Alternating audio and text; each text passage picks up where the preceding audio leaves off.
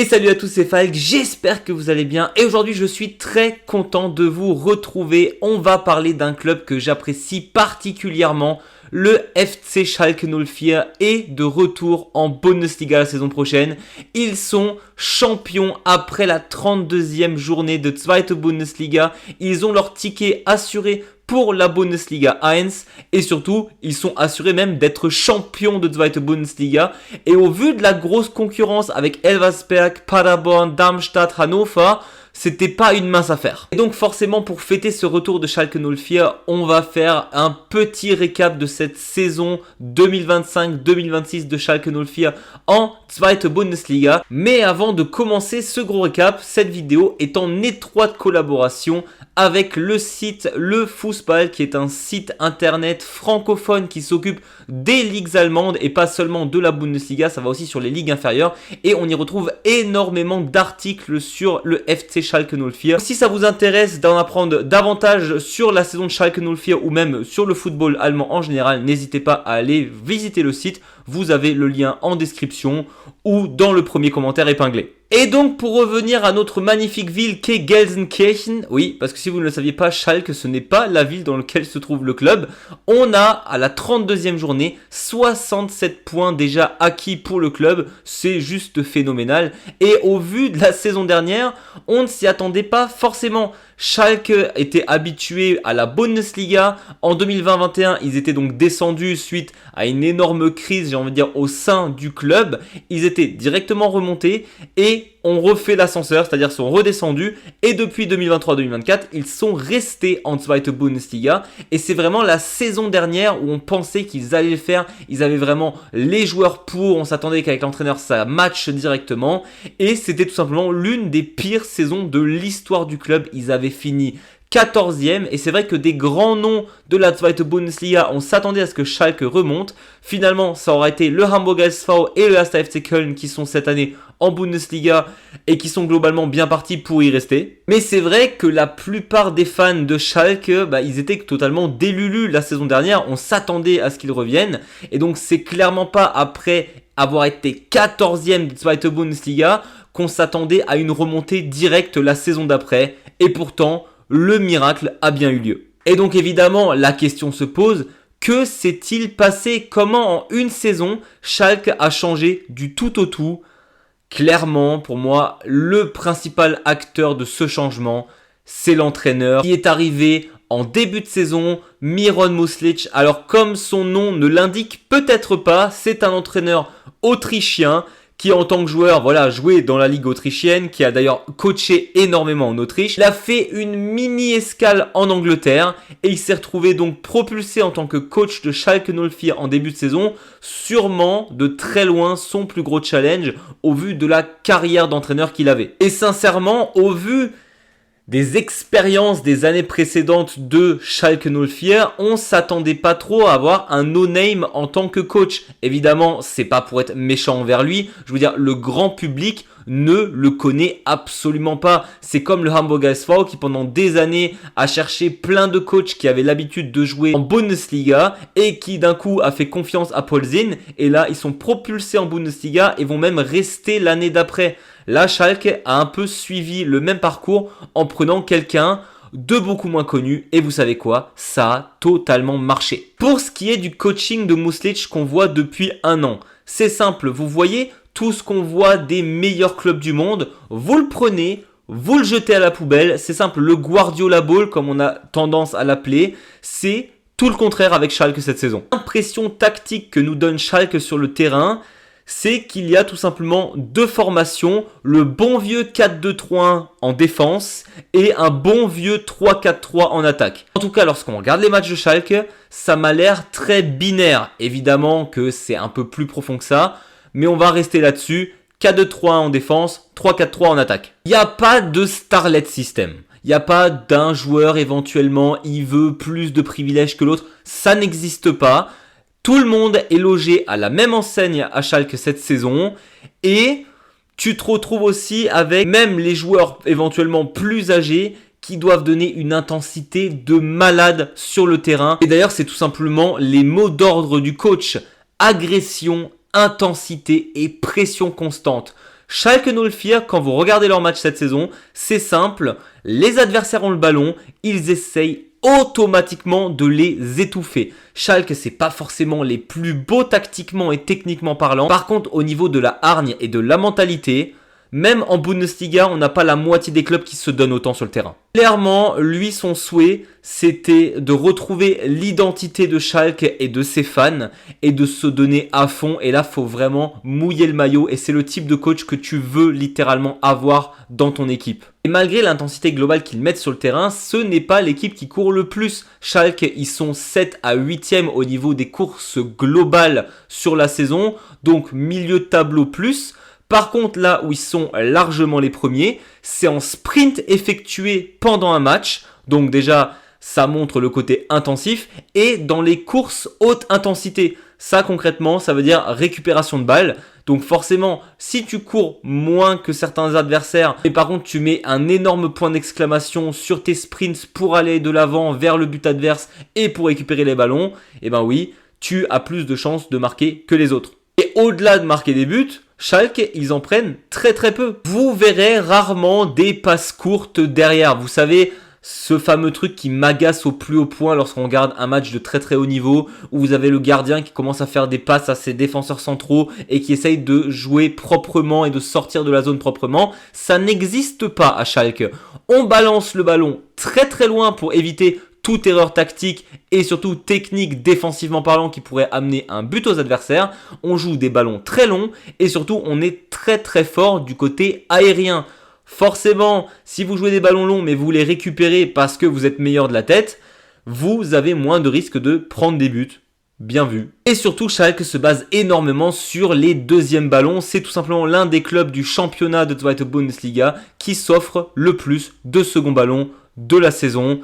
Ça montre que les paroles de Muslic vont clairement avec les actions qui sont montrées de cette équipe cette saison. Et ce côté mental, on l'a vu pas plus tard que l'avant-dernier match contre Paderborn. Schalke 04 était mené 2-0 face à un concurrent direct. Il leur fallait absolument les points pour pouvoir monter en Bundesliga, mais Schalke était mené 2-0 et franchement, Paderborn était au-dessus. Et pourtant, le FC Schalke 04 n'a pas paniqué, ils ont continué à jouer leur football, ils sont revenus à 2-2 et ils ont même gagné 3-2 contre Paderborn. C'est un concurrent direct et qui est très sérieux cette saison.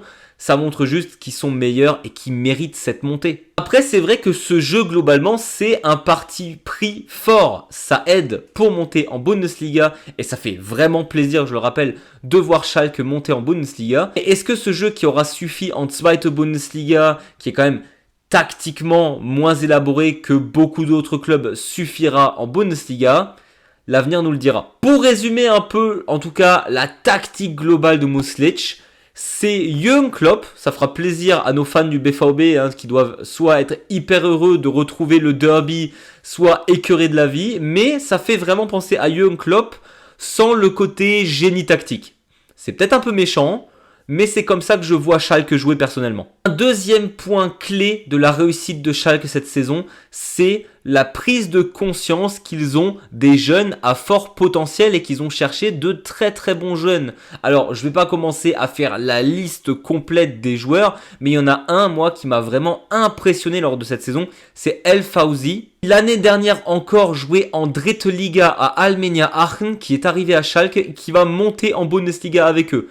C'est-à-dire que le gars, en 2 saisons, il est passé de la Ligue 3 allemande à la Ligue 1. Franchement, c'est pas dégueu. Et si vous regardez juste sa feuille statistique, ce n'est pas forcément le jeune qui marque le plus, mais c'est un joueur, un jeune qui va rendre les autres meilleurs, qui va automatiquement se battre pour récupérer des ballons, qui va soit induire le défenseur adverse en erreur ou en tout cas le bouger là où il le souhaite pour libérer les espaces pour ses autres coéquipiers. Franchement, c'est un jeune que j'ai trouvé hyper intéressant pour Schalke et ils en ont plusieurs comme ça, que ce soit défensivement ou même au niveau QI football. C'est ça qui change par rapport aux dernières saisons où tu avais l'impression que Schalke se basait beaucoup sur d'anciens bons joueurs. Et vous savez à qui me fait particulièrement plaisir cette montée en Bundesliga?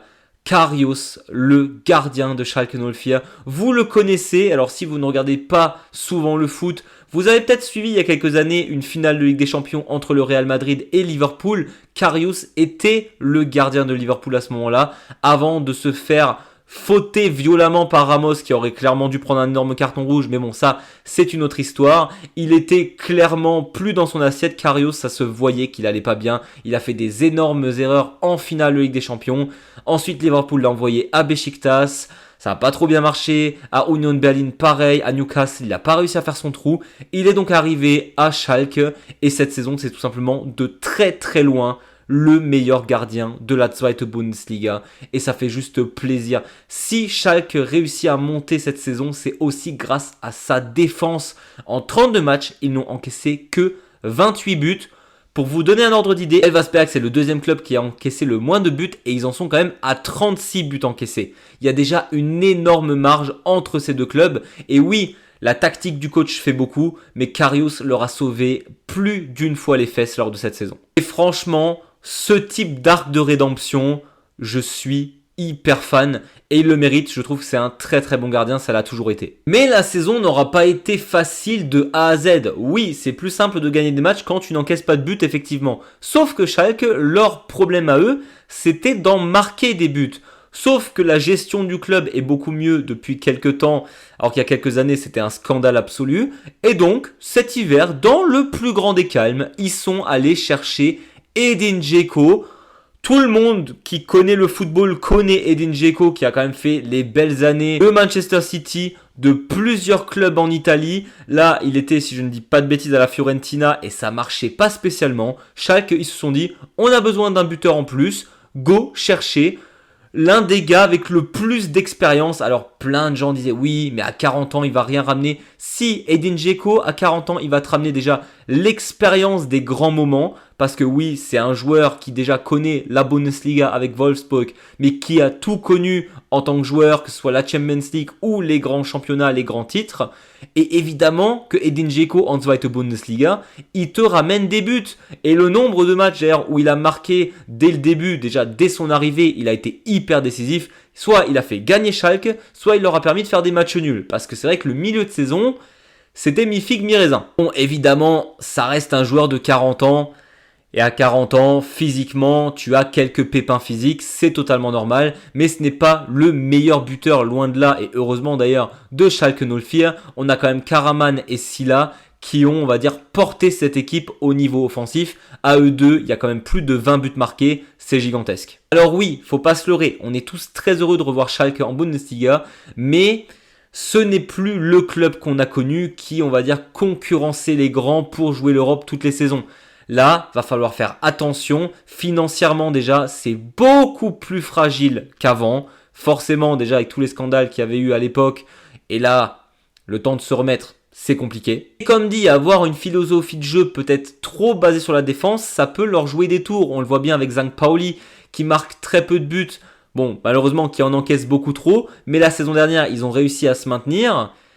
Ils auraient dû marquer un peu plus. Je pense que Schalke, si déjà ça galère un peu de marquer des buts en Bundesliga, le mercato doit aussi se baser un peu sur leur attaque et essayer de marquer plus de buts la saison prochaine dans la plus grande ligue allemande. En tout cas, je ne sais pas si on se rend compte de la folie de la saison prochaine. J'ai tellement hâte d'y être. L'année prochaine, on a le retour de Schalke. On a peut-être Hannover qui va monter et Wolfsburg qui descend. Ça serait fou. Sachant que le HSV et le 1. FC Köln sont en Bundesliga, on a quasiment tous les grands noms. Si Bremen descend pas, on a le Nord Derby, on va avoir le Revea Derby. Manquerait plus qu'il y ait 1860 qui nous remonte en Bundesliga et là c'est absolument parfait. Évidemment, là on n'y est pas encore, mais on a peut-être l'une des plus grandes saisons, en tout cas pour moi la saison la plus attendue des années 2020. J'ai trop hâte d'y être. Voilà, c'était tout pour moi. J'espère que cette vidéo vous a plu. N'hésitez pas vous à me donner votre avis. Est-ce que vous êtes heureux de revoir Schalke la saison prochaine? Et que pensez-vous de cette équipe? Vont-ils réussir à se maintenir? Ça m'intéresse d'avoir de votre avis. N'hésitez pas non plus à vous abonner ou mettre un gros pouce vers le haut. Nous on se retrouve très vite pour parler foot et Bundesliga. Et d'ici là, je vous dis, servus!